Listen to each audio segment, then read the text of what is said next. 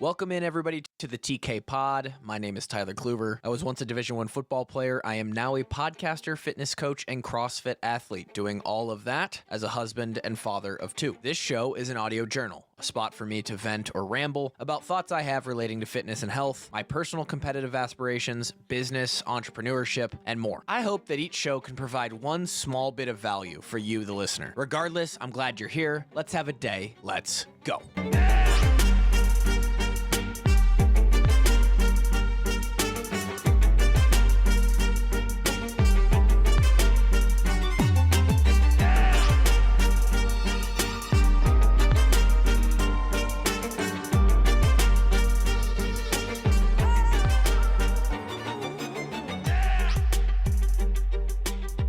Trying something new today on the mic with the intro music. Hopefully this isn't nobody cares and nobody hardly listens to this show. But on the intro there, when I try to start talking, when I play the intro music off of my soundboard, which is also the input for my microphone, the soundboard automatically prioritizes one of them, and so it like cuts out the intro. Hopefully by playing the music inside of the recording software coming from two different sources, that's a 50-50 split. It sounds good as I talk and the music is fading out. None of it matters. Hello, we're in the TK Pod again today, March 4th. Excuse me. March 4th. Beautiful start to the morning. It's going to be a somewhat nice day today in central Iowa, which is where this podcast is recorded and based out of, which it should be. It's March. We're getting into it. March is a big month around here. The Open is full swing, which I just realized as I said that. We're going to recap week 1 of the Open today. Last week, what did we do last week? Did we preview the Open? I don't think we even previewed the Open. I think it was more of we're locking in for July, which we are. First week of locking in, going very well. I need to update my countdown on my whiteboard here for the Monster Games. But one good week of prep, highlighted by yesterday, a nice humbling moment during my afternoon session. We'll talk about that here in a second. But there's several things to talk about today. One is the CrossFit Open started. That is, quite honestly, the second priority as far as fitness competitiveness this year, which is nice. Mentally, it's nice. My goals for the CrossFit sponsored season may have shifted slightly, or at least my the relevance that I'm putting into that personally. We're going to talk about me being 31 years old and what that means for the aspirations I have for fitness this year and what that means moving forward, and try and relate that back to anybody who could be in their prime and the reality that at some point you are in your prime and you will never be better than you are in that moment, and how you move forward from that moment, dealing with that mentally. And yeah, that's and then also talking on the on sort of the opposite side of that, of how if you want it, you can actually do a lot more than you think. As in my case, a 30s-year-old athlete, or really anywhere in your life as far as age goes. So, yeah, last week, not a lot to say. The Open kicked off, for anybody who's interested or tuned into the Open. The first workout was a 12-minute AMRAP. Pretty much for most people, get as far as you can go into essentially just a wall ball workout, wall ball and box jumps. And I did well, but not great. Top 2,000 in the world is good. It's not great. It's definitely not elite. There was over 200 wall balls in that workout. I don't think I've ever done more than 150. In CrossFit, the standard of just purely 150 wall balls for time is one of the benchmark workouts. And because of that, many of the workouts in CrossFit sort of feature that 150 wall ball number, whether it's split into 6 sets of 25 or 5 sets of 30 or 10 sets of 15, 15 sets of 10, whatever it is, um, paired with other movements. When you're doing wall ball workouts, 150 is generally a lot of them. And so I've never touched more than that in my life until Friday when I did the workout. I decided not to do the workout that morning because I wanted to have some decent fuel in me, nutrition wise. And so I waited till I'd eaten lunch and I performed that Friday afternoon in the garage by myself. Probably not the ideal environment to do that. Nobody there to push or pull me along. No hype environment, no what would we call that? Social accountability aspect, which is like a little 1% boost you get when you know people are watching. Um, just me and the inside of my mind to be disciplined and the motivation of trying to be as high on the leaderboard as you can be. Um, we came out. I did know a couple of the boys' scores. Cole went earlier that morning. Obviously, at that point, you had almost a full day worth of scores starting to come in. Tons of tips and tricks and podcasts and discussions and videos already up online of like, hey, here's what the top scores are going to be. Here's what you should do to get this score, whatever. So I had plenty of info going into it, and I feel good about it. I was just under the 2000th placing in the world out of like 111 or 115,000 dudes. We'll take it. I think it's actually 127,000 guys signed up for it. Um, and it's perspective, right? It's one of those things where, one, a wall ball workout, specifically a high squat volume workout, um, at lightweight, traditionally not like one of my three biggest weaknesses in the sport. Uh, Excuse me, big yawn. If you're looking at Tyler Kluver and my weaknesses in the sport of CrossFit, you're looking at bar pulling traditionally. I've been working on these, so who knows? Bar pulling, meaning chest to bars, bar muscle ups. You could probably add in ring muscle ups on that. Those three things. So pulling gymnastics, I would say grip is again, it's gotten better, but traditionally one of my bigger, and that kind of goes hand in hand with some of those gymnastics movements. And then volume squatting at lightweight. Lightweight thrusters, lightweight high rep wall balls, high rep um, front squats, high rep box jump overs where you're kind of squatting on the box and over. That volume squatting is not something that I'm genetically sort of built for. My muscles love the quick twitch, low rep, power, speed workouts. Not as much a fan of repetitive rep after rep after rep, fatigued work. And we've gotten better at that as well. So this being a completely wall ball workout and the accessory movement to that is box jump overs, which is just more squatting on top of the box and over and some step overs, all the same stimulus.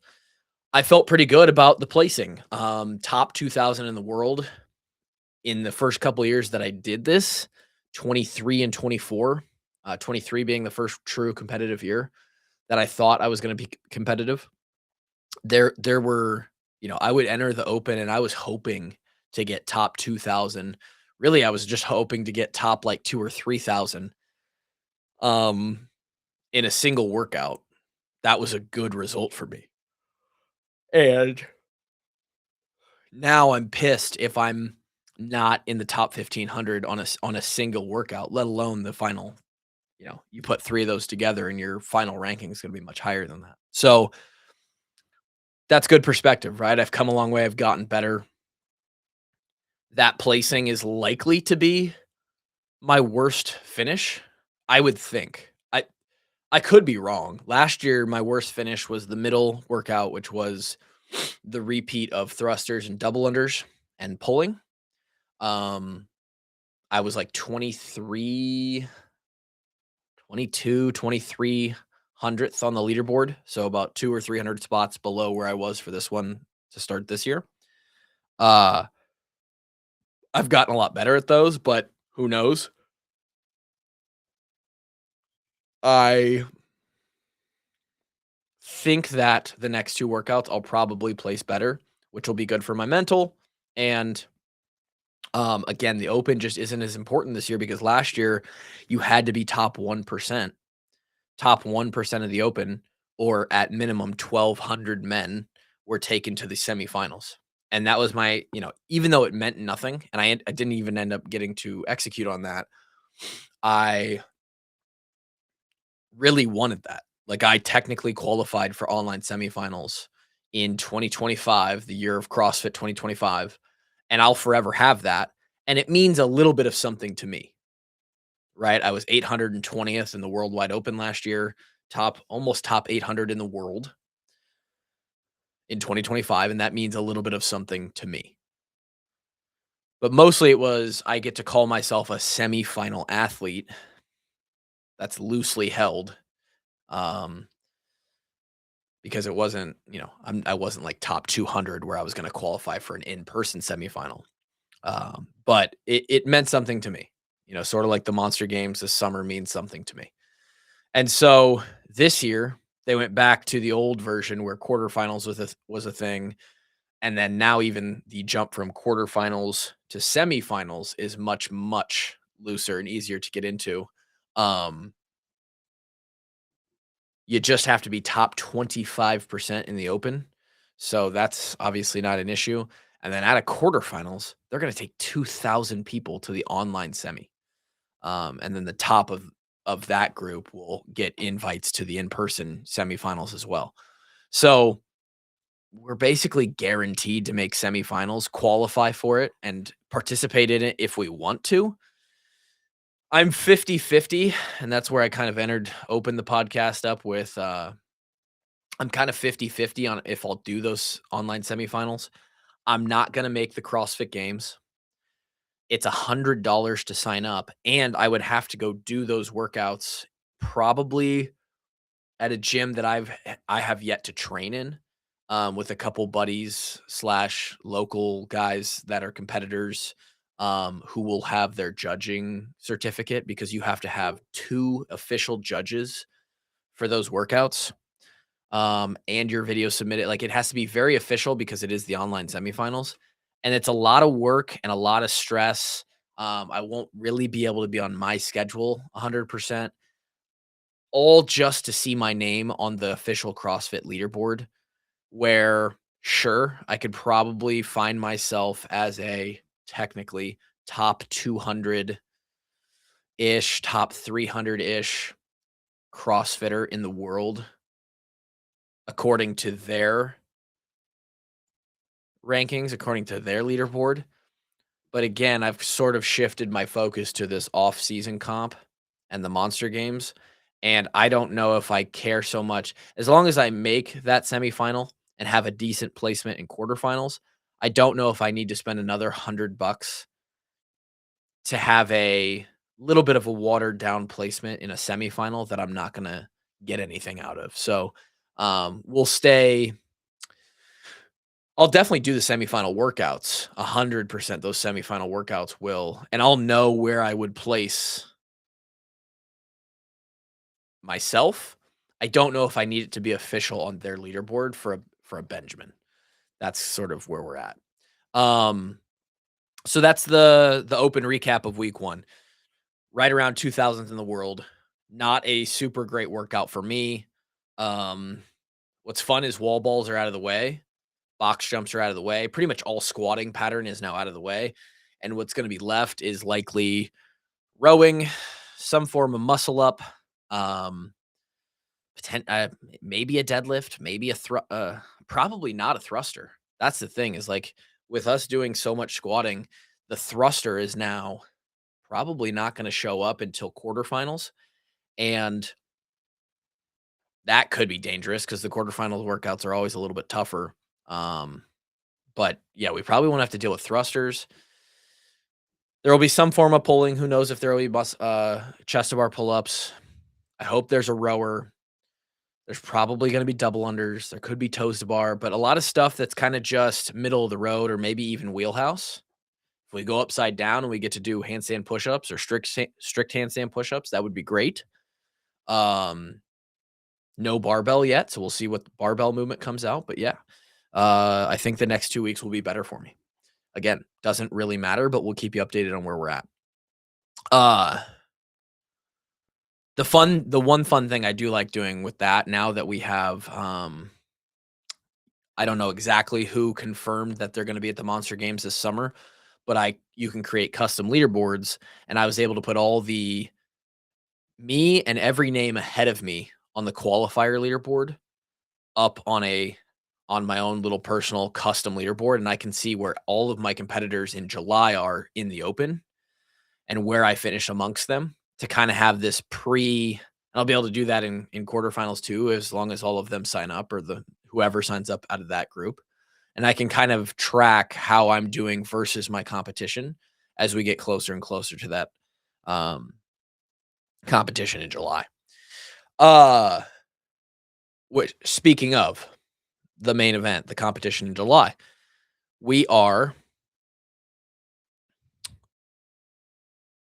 142 days out from that competition starting.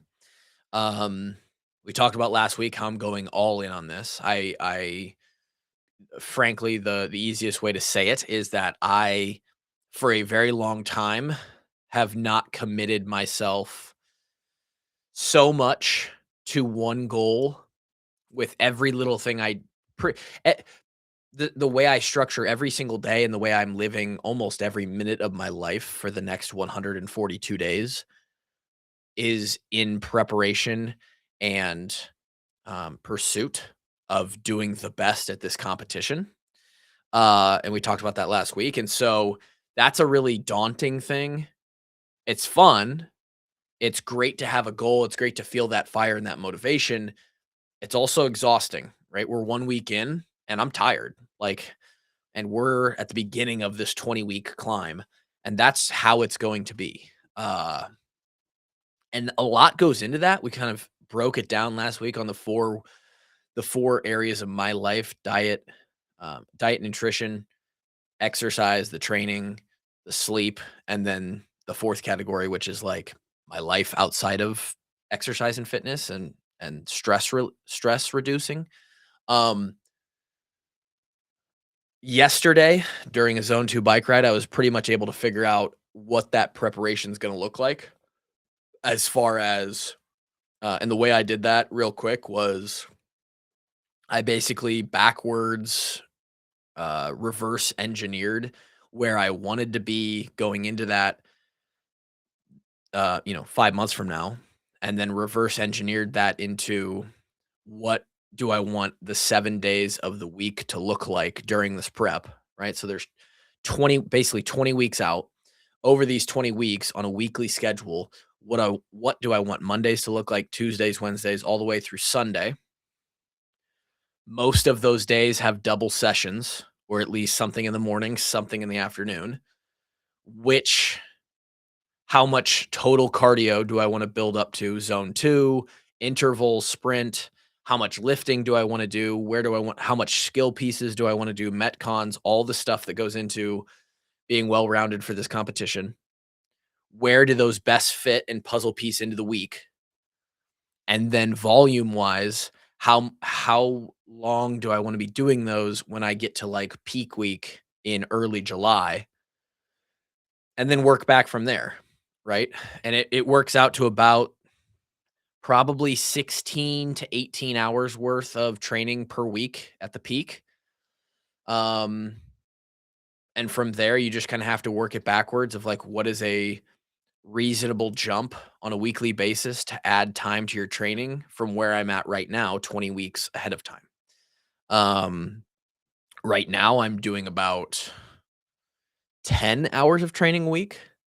Let's see, one, yeah, I would call it like 10-ish hours of training. And we need to up that volume by about 50 or 60% by the time we get to, at least that's what I think. That's what I desire to do. So we got that all laid out.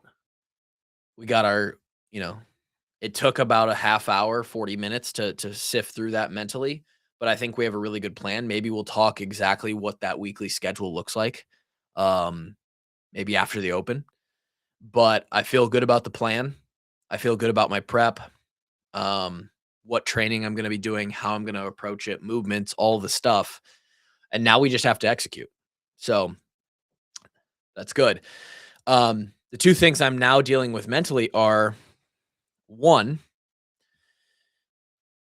in this year-over-year pursuit of, basically starting 4 years ago when I decided that 2023, the Open in 23 was going to be the first time I was trying to it was gonna be the first time that leading up to the Open, I was training with the intent to be the best on that CrossFit leaderboard that I could be.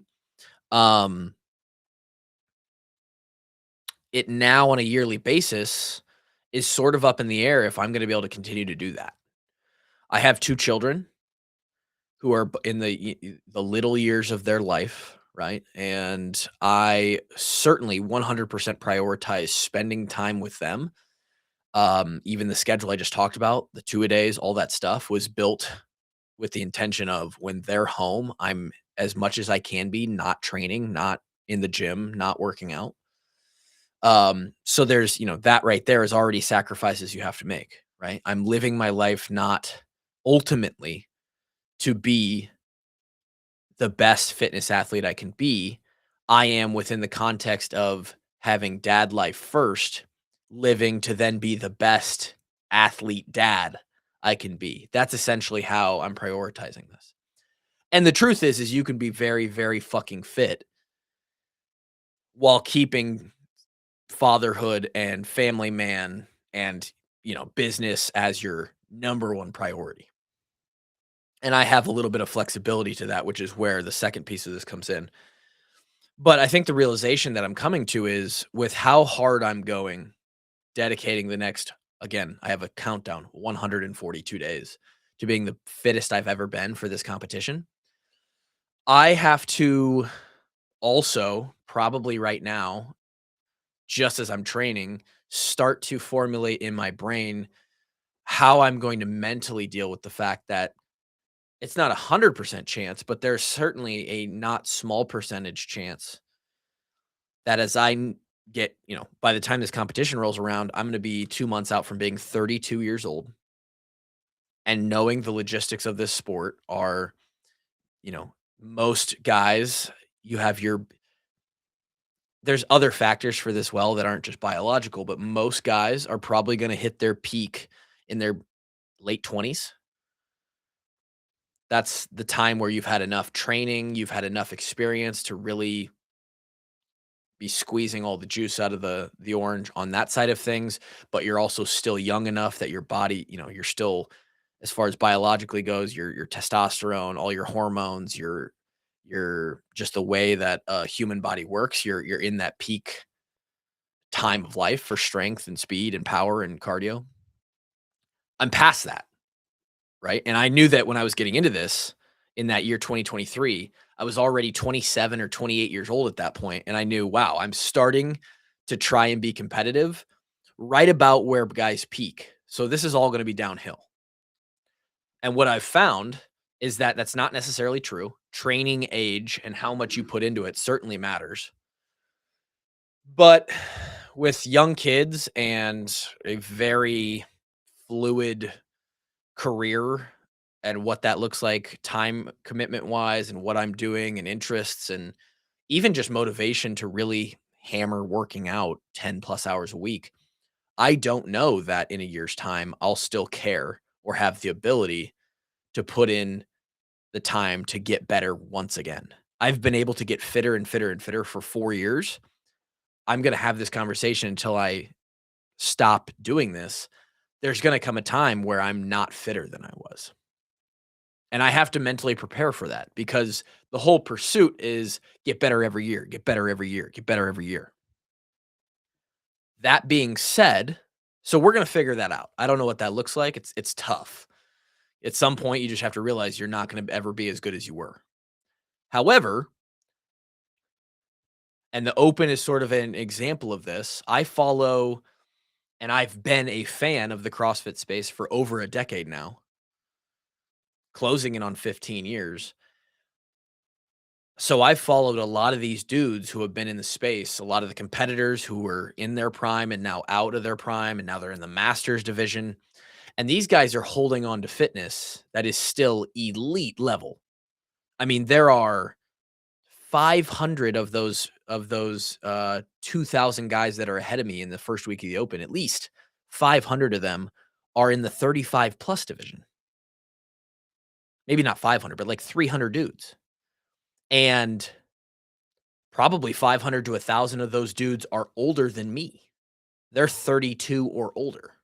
Some of the elites in the sport are still aesthetically and performance-wise, output-wise, putting out elite numbers. They have a massive gap in fitness between where I'm at right now and where they're at, and they're 33, 34, 35, sometimes 37 years old.